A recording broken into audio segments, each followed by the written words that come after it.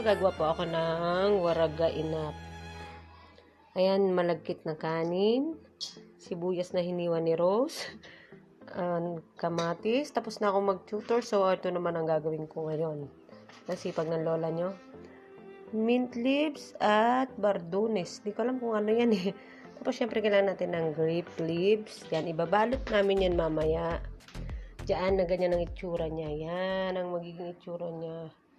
Tapos ito, dips roman kung tawagin. Tapos syempre lemon. Tapos nagpakulo na po ako ng tubig na may 2 more cubes. Tapos timpla-timpla. Ito pang toppings namin mamaya. Tagal yan maluto. Tapos nagkait na ako ng patatas at sibuyas.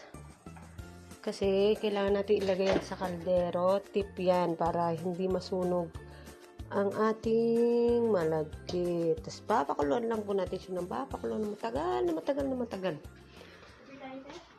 Okay, ayun na ang aking nor cubes. Siyempre, nilagyan ko ng paborito ko ilagay, betchin. Na may moya. Tubig. Yan. Mamaya, ipapakita namin sa inyo ang balot-balot. Okay?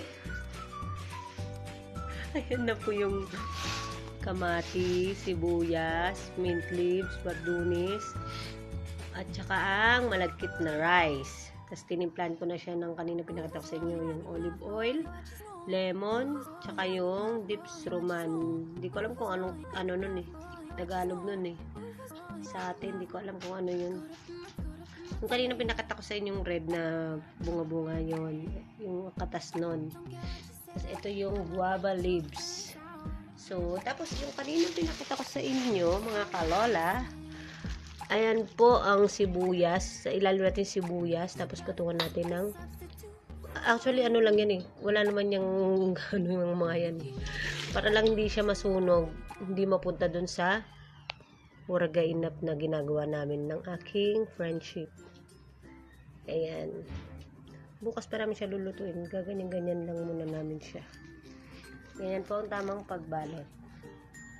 Yan. Tapos, lalagay po namin yun hanggang maubos itong ginawa ko. Tapos, didiin-diinan mo siya para hindi siya bumuka. Ulit. After neto, tutulungan ko na si Rose gumawa para mabilis kami. Bukas pa ito lulutuin sa bukas. Bukas na yung full video. Ayan po ang tamang pagbalot ng waraga inap. Kung tawagin dito. And again, di ko na naman siya alam sa English or sa Tagalog. Basta, binalot sa dahon. Dahon ng ubas. Yan. Hustler na po ang aking friendship na si Rose. Magaling na siya magbalot. Dati pag nagbabalot siya, tatawa-tawa siya kasi laging lumilitaw yung bigas-bigas. Laging kumakalas. Favorite niya yan actually. Ako, hindi ko yan talaga kinakain. Ayaw ko yan. Paborito niya. Kaya pag magluto ko niyan, alam mo na. Alam ko na yung senyas niya ganyan. Bukod ko siya ng sarili niya. Yan. Last. Then, pag napuno na, tatago ko na yun sa rip. Bukas na yun lulutuin kasi may lakad kami bukas. Puyat na naman ang mga inday. Pero ayos lang kasi makikita namin ang mga friendship namin sa ibang ibayo. Ibang ibayo talaga. Ayan na po. Ikot, tas medyo diin-diin para hindi siya magkalas-kalas ba. Okay.